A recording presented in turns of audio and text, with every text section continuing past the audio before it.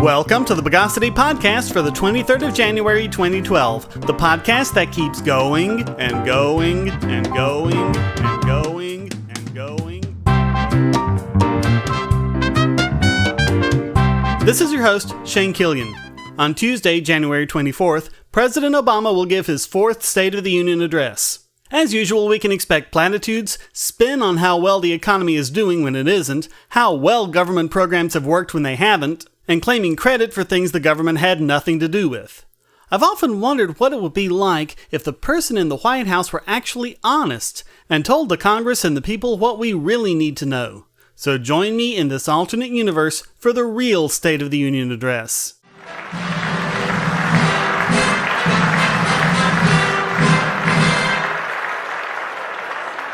My fellow Americans, I speak to you tonight not as an authority, not as a president, not as an expert, but as a concerned citizen who loves his country, with the same spark of life with which liberty itself always speaks. I wish I could say to all of you throughout this great land of ours that the State of the Union is wonderful, but alas, I cannot. Not as long as we continue to incarcerate a greater percentage of our population than any other industrialized nation, in the name of the failed and insane war on drugs. Not as long as families are torn apart and lives ruined by botched drug raids, many of them on innocent people. I wish I could say the State of the Union is secure, but I cannot. The sad and scary truth of the matter is, we have nothing that could, with any intellectual integrity, be called a national defense. What we have instead is international offense, with so many of our troops killing so many people in so many places where we have not declared war. We are not defending ourselves from enemies, we are making more of them. How sad is it that only 30 years ago we were standing up to a superpower with over 27,000 nuclear weapons, but now we are frightened to death of even the possibility of a single nuclear weapon getting into the hands of some two-bit dictator in a funny hat. I wish I could tell you that our financial State of the Union is sound, but I cannot. Despite the national debt continuing to spiral out of control, the Federal Reserve is continuing its failed policy of monetizing debt and injecting liquidity into a broken banking system in a desperate attempt to create a new financial bubble to replace the failed housing bubble, just like they created the housing bubble to replace the failed NASDAQ bubble. And they make all of us poorer as a result. I wish I could tell you that the state of our healthcare was good, but I cannot. As the decades continue to bring more and more government corporatism in healthcare, creating artificial shortages and driving up costs for the sake of making the rich richer, the only so-called reforms being seriously considered are ones that go even further in the direction of more government interference. How many of you are old enough to remember when you could take care of your medical bills for a year for only one day's wages, simply by joining a mutual aid society? How many of you are old enough to remember that, no matter how poor you were, you could always get treatment at a nearby free clinic or charity hospital? It was not the failures of the market that drove these out of existence, it was government corporatism supporting the insurance companies. How many of you remember when hospitals were cheap, and doctors got about the same amount of pay as a school teacher, and even made house calls? It was not market failures that drove up costs and salaries and reduced services. It was artificial shortages caused by government licensing and regulation. Yet no one is seriously proposing rolling all of this back and letting our healthcare be so cheap it costs you less than it does to fill your tank with gas. I wish I could tell you the state of our economy was good, but I cannot. As government attempts to create more jobs, it merely destroys them, never realizing that jobs are a means to an end, and that end is the production of things that will make people's lives better. As government attempts to stimulate big business, it destroys small business, the lifeblood of the economy, the biggest employer. Government destroys jobs while pretending to be the friend of the worker. Are any of you anywhere near old enough to remember when labor unions actually represented the workers and worked for their betterment? Back when they got no government handouts. Indeed, government was fighting them tooth and nail. It seems government found a better way of fighting them, by monopolizing them. Now, in many states, for certain professions, workers are not only required by law to join a union, but to join one specific union. And so that union has no incentive whatsoever to work for the betterment of those workers, because they don't have to fear those workers canceling their membership and selecting a different union. The free market takes much better care of its workers than any union does. That's why the United Auto Workers Union has had no luck getting into right-to-work states like South Carolina, where they actually have to convince workers that membership is worth the dues they pay. And so they run to the government to mandate it. They can only survive by government fiat. I wish I could point out, as many presidents do, some woman or child or family in the audience today who has been helped by one of my pet boondoggles. But the truth is, for every one person helped by government interference, countless more are harmed through tax increases, or through regulations destroying their jobs, or through increasing prices due to regulation and inflation. How heartless is it to use people in this way for no other reason than to score cheap political points? I wish I could point out how responsible we've been, but the truth is, we've been irresponsible and unaccountable, and that includes both political parties. Why, look at the fake controversy we created about a default that was never going to happen just because we didn't want to reduce the amount by which we were increasing spending by about 2%. We pretended it was some great slashing of the budget, when in fact, government is even bigger today. I wish I could point out how transparent my administration has been. But the fact is, we've deliberately obstructed transparency laws like the Freedom of Information Act to an unprecedented degree, including refusing to turn over evidence of favors to and by union bigwigs, blocking photographs showing the hideous abuse of prisoners by U.S. Armed Service members, and even instructing the Justice Department to lie when responding to Freedom of Information requests. I am very sorry to have to say that the State of the Union is not good and will not get any better until we realize the government is not a solution to our problems. The honest truth is, none of us here on Capitol Hill care about you. We only care about using you as pawns in our political game, and we can't do it anymore. We are spinning ourselves into oblivion and saddling our children and grandchildren with debt that they will have to work even longer and harder to pay off. Thank you for listening to me. I'm not going to close with any religious platitudes about God blessing the United States of America, because it would only sound hollow given the way we abandoned the American people for our own profit and for the profit of our political cronies. Instead, in the hopes that the voters will finally realize what government really is, I'll just say, good night.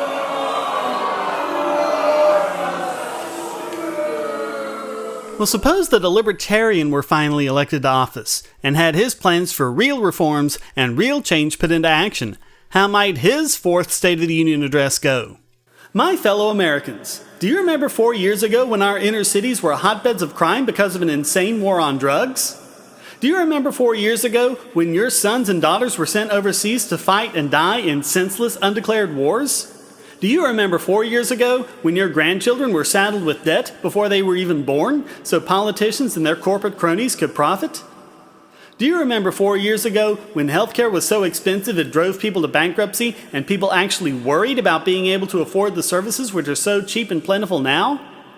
Do you remember 4 years ago when there were Depression-era levels of unemployment and people actually found it hard to find jobs? Remember what it was like before small businesses came springing up all over the place to hire anyone capable of working? Do you remember 4 years ago when many of you were forced to pay dues to a union that only worked to make its own leaders richer and didn't really care if they were giving you any benefits at all? Do you remember 4 years ago when people actually thought that only government could solve our problems because we felt so helpless due to the immense costs they imposed on us all? Remember what it was like before it was so easy to take care of things on our own? Do you remember when you actually had to spend every day worrying what your government was up to because it never followed the Constitution? Okay, that's all I have. Back to your regularly scheduled programming.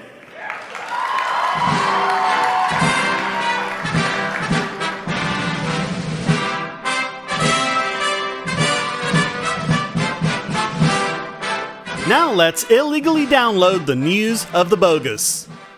Even before SOPA, that's the Stop Online Piracy Act, and PIPA, that's the Protect IP Act.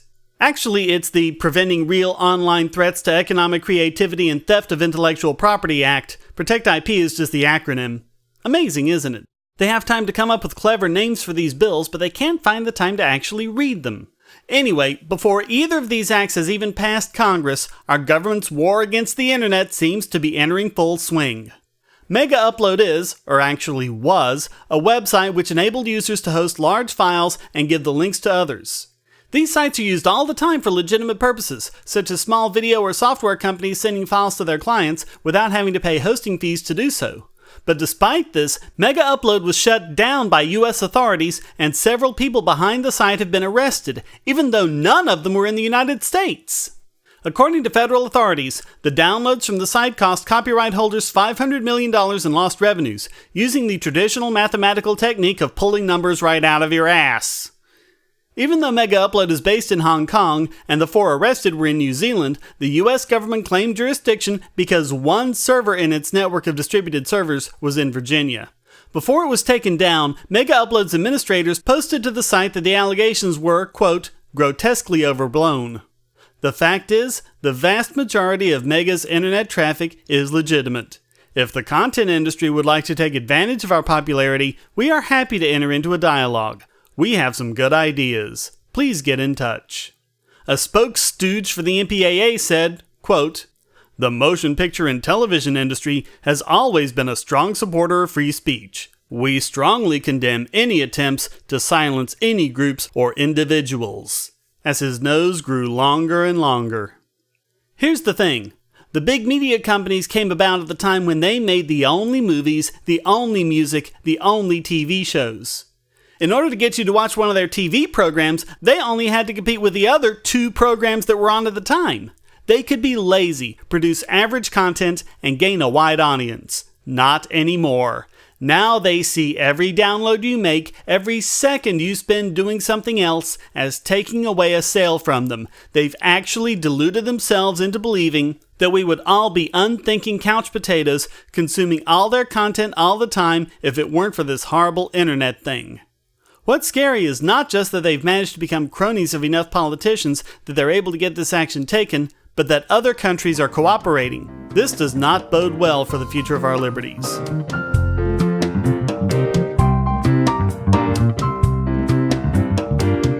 This past Wednesday, Wikipedia and several other websites decided that enough was enough and blacked out their sites so that people couldn't access them, instead just posting links to where people could write Congress to protest SOPA and PIPA. Wikipedia's page read, quote, imagine a world without free knowledge. For over a decade, we have spent millions of hours building the largest encyclopedia in human history. Right now, the U.S. Congress is considering legislation that could fatally damage the free and open internet. For 24 hours, to raise awareness, we are blacking out Wikipedia. Actually, you could get into the site just by hitting the escape key, but the site got more hits than it had the previous day and sent so many people off to write Congress members that it overwhelmed Congress's servers. But even though several representatives and senators backed off their support of the acts, they are anything but dead. Meanwhile, the entertainment industry's public enemy number 1, the Pirate Bay, says that it has nothing to fear from SOPA and PIPA. Blocks and bans can be circumvented by alternate DNS lookups and proxy websites. Server seizures can be taken care of with mirror sites. This is just one more example of how prohibition doesn't work. But while it won't stop people trading in illegal content, there are numerous content providers putting up their content legally on the Pirate Bay. And I should know, I'm one of them. Independent filmmakers, bands and musicians, as well as software distributors such as Linux distros and LibreOffice. Many such people use the Pirate Bay as a popular service to distribute their content without paying hosting fees and gaining worldwide attention for their content. Make no mistake, this is what the entertainment industry is really fighting against. That is what worries the Pirate Bay. They're not concerned that they're going away, they're not. They're concerned that this will result in less access for legitimate alternatives to the big media entertainment by people who have no desire to seek out domain redirectors or proxies, like the pirates always will. And the international jurisdictional aspects of this case give them cause for concern too. Quote, it's crazy what politicians will do in the name of copyright. They are either totally paid off, stupid, or copyright holders. Or all of them. That's not as uncommon as you might think. The worst part is that it's so obvious that pretty much everyone in and outside the U.S., including major corporations, are against this bill. The UN and other bodies should actually fight back and say that this is not okay. The internet is a global infrastructure and can't be run in one single country.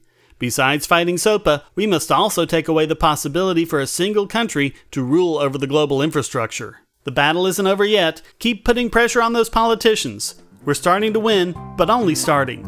Now is the time to step up our game as much as we can.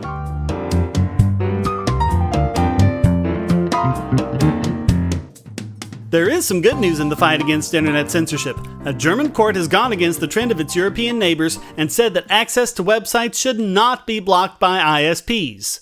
According to Der Spiegel, a Cologne court ruled that Deutsche Telekom should continue to allow access to online gambling sites in Germany and elsewhere, saying that ISPs are only service providers and aren't responsible for the content of web pages. They're absolutely correct, of course. What if someone robbed a bank and sped away in the getaway car, and the government went after the gas station where they'd filled the tank up? What if someone was arrested for drug dealing or prostitution, or even a real crime, and the government went after the bus that drove him there?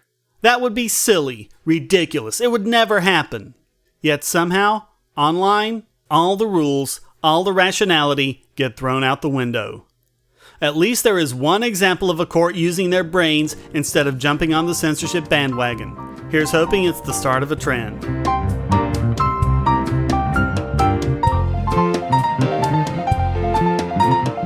We've been talking a lot about internet censorship, but don't go thinking that there still isn't real-world censorship. It's still there, always threatening to rear its busybody head. Case in point, a school district in Wayne County, Michigan, where several AP English books might be banned from the school library. The books include Waterland by Grant Swift and Beloved by Toni Morrison, which won the Pulitzer Prize. But parents of one student complained about the books because they discuss sex, ghosts, and infanticide, and even take God's name in vain. The parents were Matt and Barbara Dame. Matt Dame made the bewildering claim, quote, "If any of this was offensive to Allah or the Hindus, it would never be in our school district." Well, maybe they're just mature enough not to take offense at every little thing they can spin into being against their religion. Can anyone say martyr complex? Last year, Matt Dame ran for the school board as a Tea Party candidate. Hey, wait a minute. I thought the Tea Party was supposed to stand for freedom and liberty, for less government, for not banning things just because some people don't like them. Or has that ended up being nothing more than empty political rhetoric? Parents were told last spring what would be in the class, and they had the choice of not enrolling their kids in it. So instead of taking responsibility for their own actions, the Dames not only want to blame the school, but want to take that choice away from other parents as well. Isn't the Tea Party supposed to be in favor of school choice as well? The ridiculous thing is, they're the only two complaining about the books, and at the board meeting, parents overwhelmingly showed up in support of the curriculum, so many that a lot of them had to stand out in the hallway because there wasn't enough room for them all. Yet the board is seriously considering removing the books just because of two parents. At the time this podcast was recorded, they hadn't yet made a decision, but the fact that they're even considering it is cause enough for alarm. Schools are there to educate our children. Matt and Barbara Dame may not want their child adequately educated, and they didn't have to enroll in the AP class. They had that option. But they have no right to enforce their will on all the other parents. And the board absolutely should not be entertaining the notion for even a second. Good luck to the parents of Wayne County in opposing this.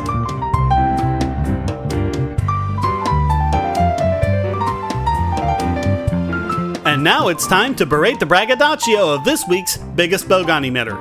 And this week, Dave Turcotte nominates the Motion Picture Association of America, who referred to the SOPA blackout protests by Wikipedia and all those other sites as, get this, an abuse of power. Pot, I've got a kettle I'd like you to meet. In the statement released by MPAA Chief Chris Dodd, quote, "Only days after the White House and chief sponsors of the legislation responded to the major concern expressed by opponents and then called for all parties to work cooperatively together, some technology business interests are resorting to stunts that punish their users or turn them into their corporate pawns, rather than coming to the table to find solutions to a problem that all now seem to agree is very real and damaging." Oh, really? That doesn't explain why, of the more than 12,000 comments on Wikimedia's blog about the blackout, an overwhelming majority were supportive of the blackout and of raising awareness of this issue. This takes the concept of spin to dizzying proportions. Dodd continued, quote, "It is also an abuse of power given the freedoms these companies enjoy in the marketplace today. Oh, well, I guess they should just bow down to the MPAA and be thankful for the freedoms they're allowed to have. Give me a break. With freedom, you never have an abuse of power, only with cronyism of the kind that lets you go whining to the government to help you profit through the use of force rather than actually competing in a modern 21st century marketplace. Dodd also said, quote, "It's a dangerous and troubling development when the platforms that serve as gateways to information intentionally skew the facts to incite their users in order to further their corporate interests." Hey Dodd, isn't that exactly what your MPAA is doing by trying to get this anti-freedom corporatist legislation passed through to begin with? Apparently he doesn't understand the difference between corporate abuse and a community of people ready to rally together to oppose threats to their precious liberties. The MPAA statement is a joke, and really the only amount of attention anyone should pay to it is just enough attention to see why only the MPAA could be this week's biggest Bogon emitter.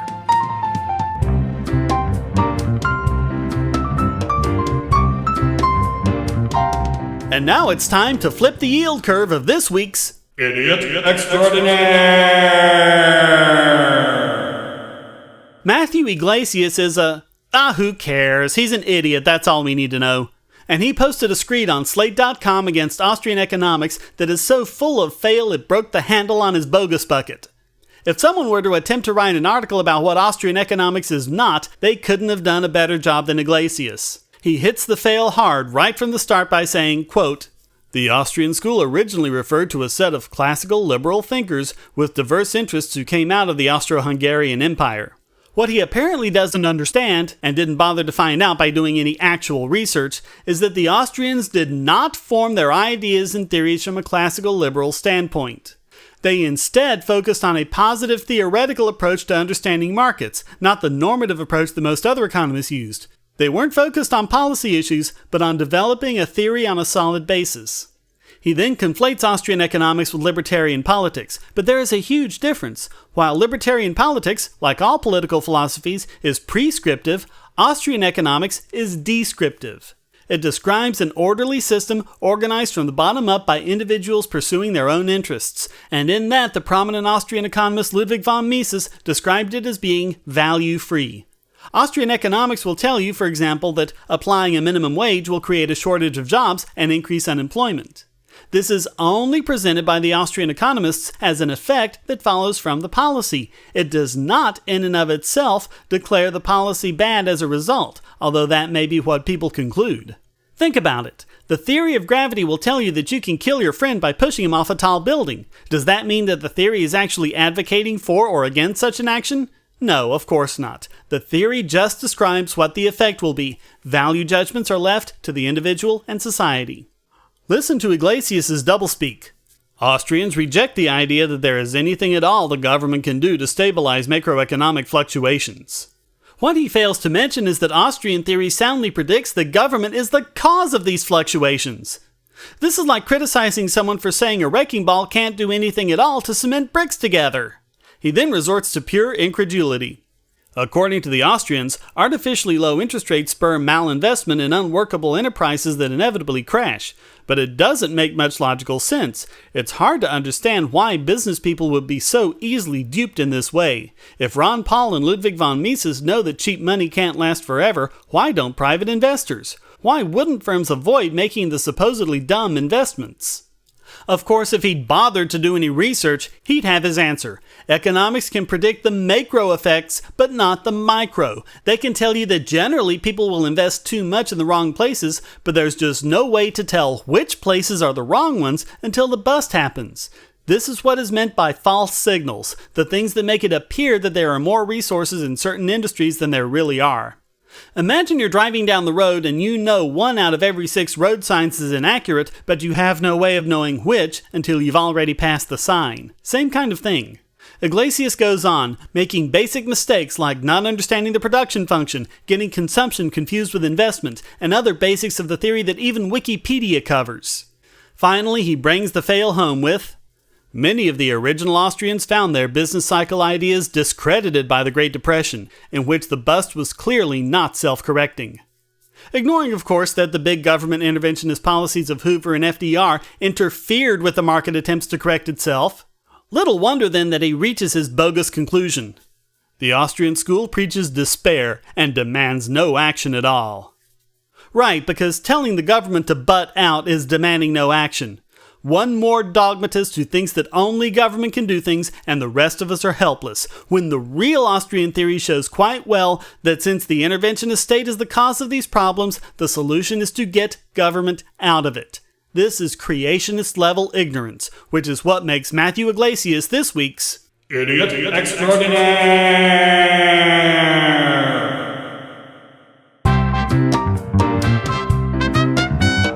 Well, that wraps up this autonomous edition of the Bogosity podcast. Please visit the forums at bogosity.tv, where you can read the show notes and participate in discussions about these subjects and anything else you'd like.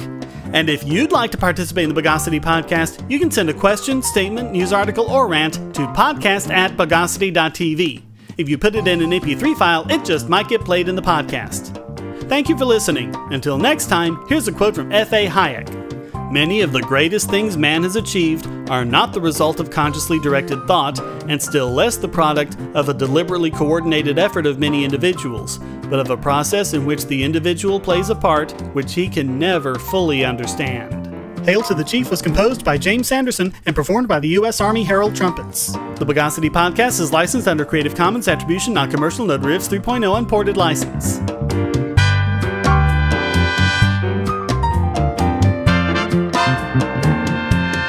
Bogosity.